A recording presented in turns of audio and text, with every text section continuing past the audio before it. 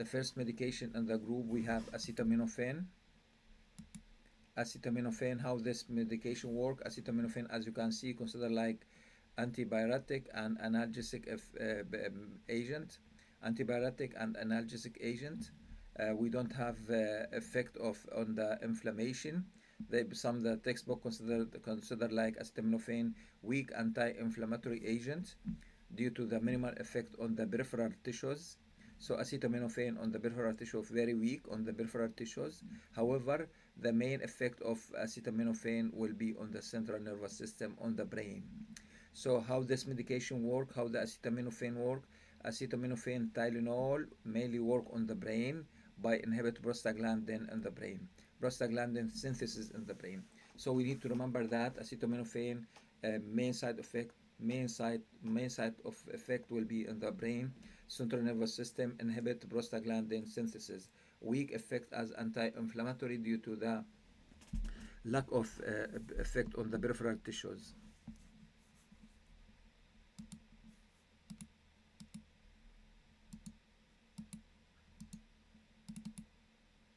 Okay, clinical use, acetaminophen, no effect of acetaminophen on the platelet.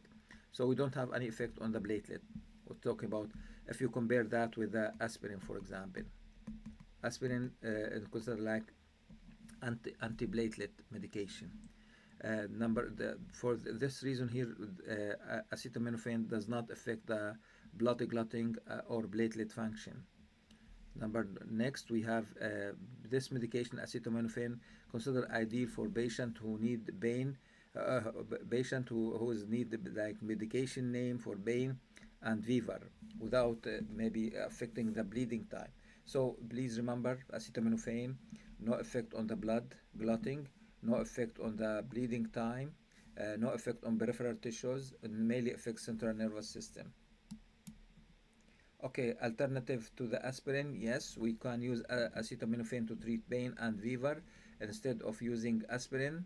Okay, instead of using aspirin for pain and fever, and normally considered like ideal treatment for children. Acetaminophen, Tylenol, ideal treatment for children instead of using aspirin, because aspirin carry the risk of Ray's syndromes in patients suffer from virus infection.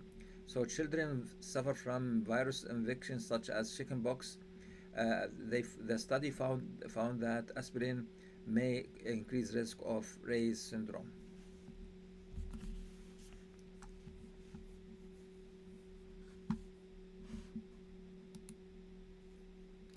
Adverse drug reaction, generally acetaminophen, Tylenol considered like safe medication free of significant side effect when you use recommended doses.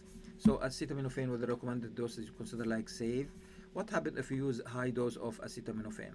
What happened if you use toxic dose of acetaminophen? The situation will be renal tubular necrosis, hepatic necrosis, and could be coma and death. So acetaminophen considered like safe medication, but when the patient take 10 gram or more, this may cause hepatic necrosis, renal necrosis, and coma.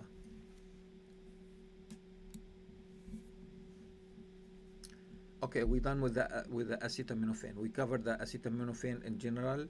We move to the next medication on the NSAID, aspirin and other NSAID. They try to remind us we have three main major therapeutic action of the NSAID. Three main therapeutic action of NSAID. Number one, reduce inflammation. This maybe provide anti-inflammatory effect. Reduce fever, and for this reason we use it as antibiotic effect.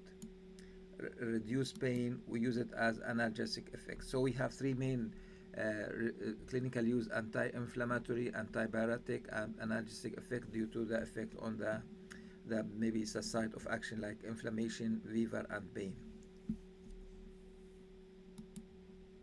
Okay, start with the first medication. We have aspirin. As you can see here, aspirin with a lower dose prevent cardiovascular disease.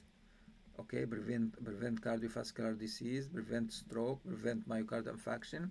We recommend to use it in patients with a history of stroke, myocardial infarction. Okay, the aspirin considered like weak organic acid. reversibly inhibit cyclooxygenase, especially talking about thromboxane A2. Now we understand how aspirin work as antiplatelet.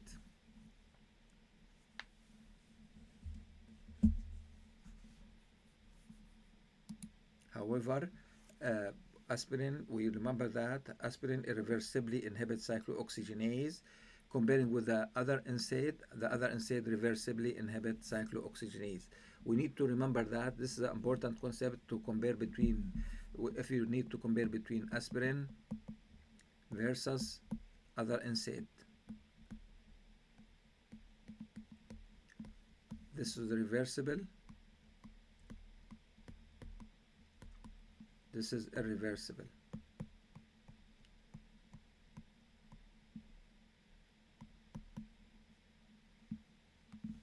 Okay.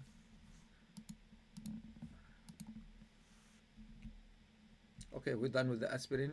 This is a brief discussion about aspirin, and we understand now how the aspirin work. Instead, we have generic, and then we have the brand name. We have ibuprofen, naproxen, aspirin, diclofenac, indomethacin, meloxicam, celecoxib, ketorolac, etodolac, and piroxicam. What happened here with the blue background is over the counter, no prescription needed. Most common medication, the yellow color, most common medication. Then we have the red background, meloxicam, celecoxib, etodolac, considered like selective COX-2 inhibitor.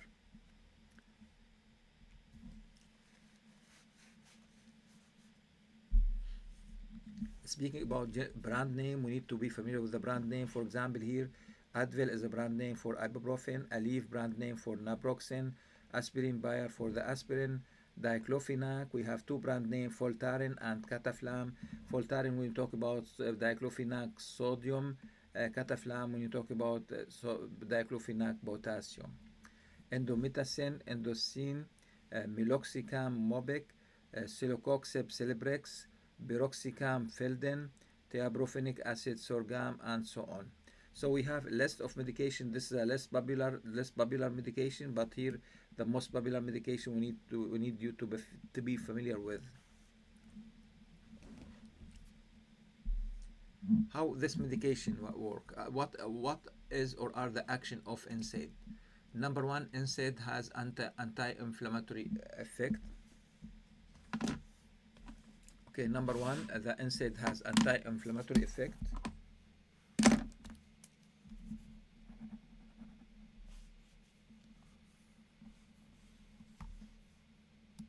And this effect, anti-inflammatory effect related to the inhibition of COX-2, COX dimension, and especially COX-2, inhibit COX-2, and this will lead to the inhibit formation of prostaglandin, and especially here we talk about peripheral tissues, and modulate the aspect of inflammation mediated by prostaglandin. Okay, move to the next analgesic effect. Analgesic effect, prostaglandin. It's affect the sensitized nerve ending. The action of effect inhibit the action of bradykinin, histamine, and other chemical mediator released locally by the inflammatory process. So the analgesic effect related to the inhibit effect of bradykinin, histamine, and other medical mediator, and this will lead to the decreased sensation of pain. Okay, next, antibiotic, reduce fever. Here, talk about fever, treatment of fever in this patient. NSAID inhibit prostaglandin synthesis in the thermoregulatory center. Here we talk about central nervous system. So here we are talking about the effect of Tylenol. Okay, as pain, for treatment of pain and treatment of fever.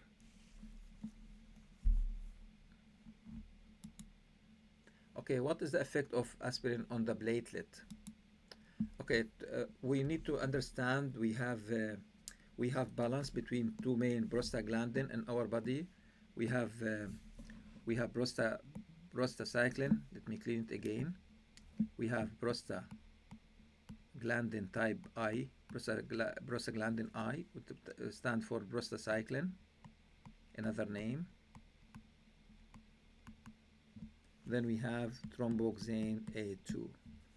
So we have this one responsible for platelet aggregation, cause or enhance platelet aggregation, and this prostacyclin inhibit platelet aggregation. Okay, so you can see here we have balance between two main prostaglandin, thromboxane A2, and this one synthesized through the COX-1, prostacyclin synthesized through the COX-2. So this is an important concept here to remember about the what happened here. So our medication here, if you click on the, select another color, our medication, the aspirin here, inhibit thromboxane A2. Our aspirin inhibit thromboxane A2. So aspirin inhibit thromboxane A2 here. Okay, so what happened here when inhibit aspirin thromboxane A2? This will enhance the activity of also COX2, and this will lead to the decreased platelet activation and also vasodilation. Another maybe compensatory mechanism. So we need to remember all these steps for the thromboxane A2 and the prostacyclin before to move to the next step. Okay, next step here, you can see what we have here. They said aspirin with at low doses, aspirin at low doses, 81, 30, 325 milligram daily aspirin when you prescribe it. This can irreversibly inhibit thromboxane A2. So when you prescribe 81 to 325 milligram of aspirin, irreversibly inhibit thromboxane A2.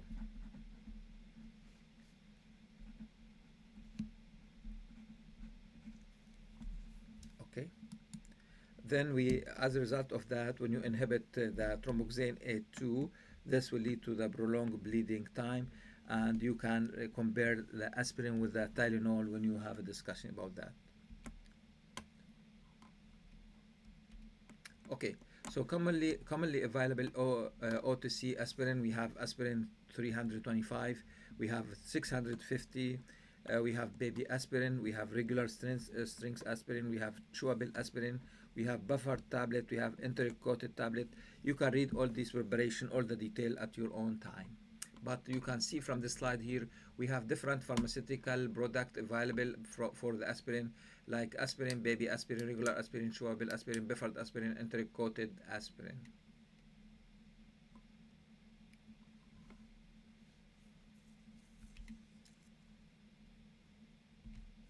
Okay, how the aspirin work or how the NSAID reduce fever. So we ask ourselves how this medication reduce fever. When you prescribe ibuprofen or when you prescribe aspirin, when you prescribe acetaminophen, how this medication reduce fever and decrease temperature. When the patients are from high temperature or fever, how this medication decrease fever. So we need to understand the mechanism of action.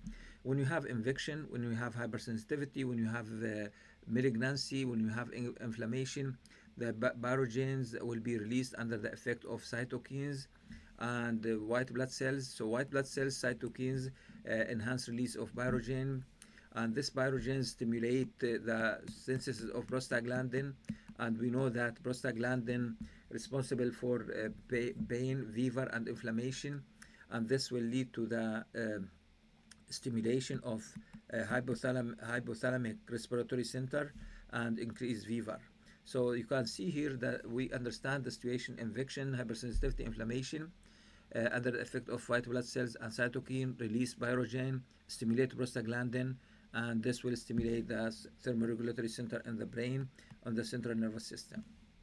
Okay, when you prescribe NSAID to your patient, you can see here when you prescribe NSAID to your patient, you can see here NSAID will be inhibit prostacyclin, and this will lead to the decreased fever. Now we understand how the NSAID work regarding the decreasing fever or like reduce decrease high temperature, and this apply for the all medication.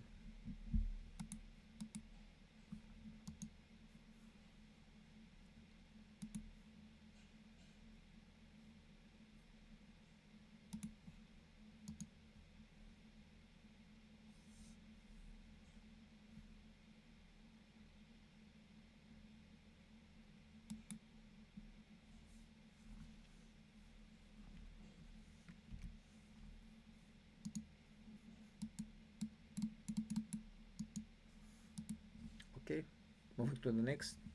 What is the action of aspirin on the kidneys is very important topic also here.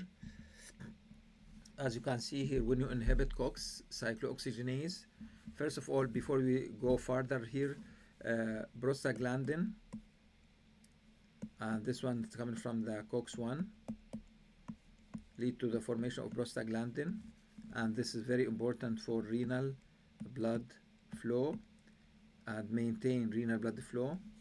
So what happened here when you prescribe NSAID? Let me clean this one a little bit. Okay, when you prescribe NSAID to the patient,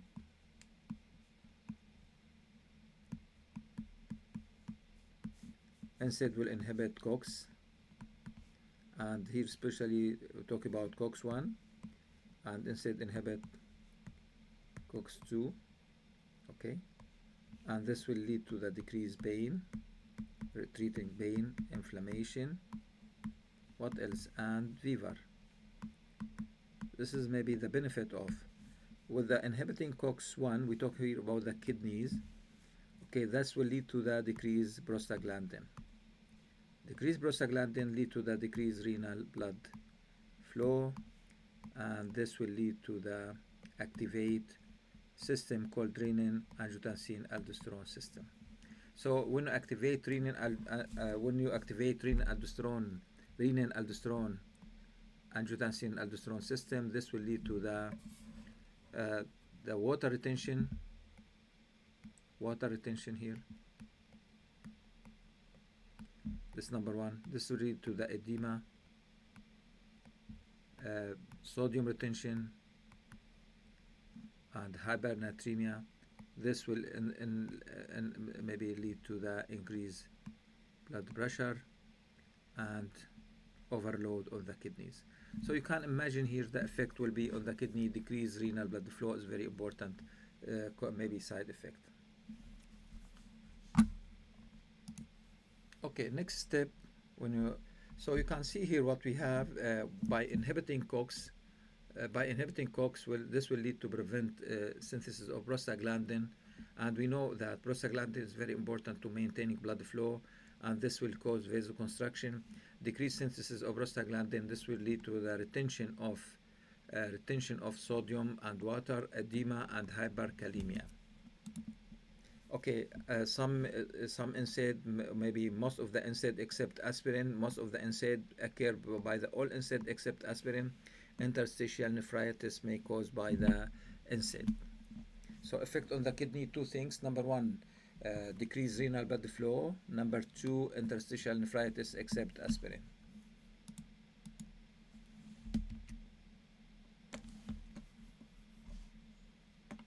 Okay, we will stop here for the first section of NSAID, and the next section we are going to speak about non-selective COX-2 inhibitor.